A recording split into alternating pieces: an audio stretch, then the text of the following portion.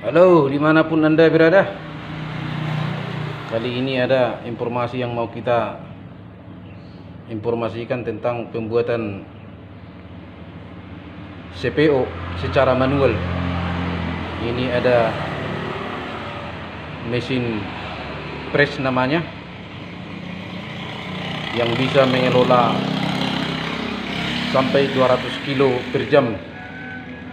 Jadi mengingat mahalnya sekarang minyak makan, bisa kita mengolah secara manual dengan mesin yang bisa kita cari dan bisa kita belikan untuk mengelola sendiri.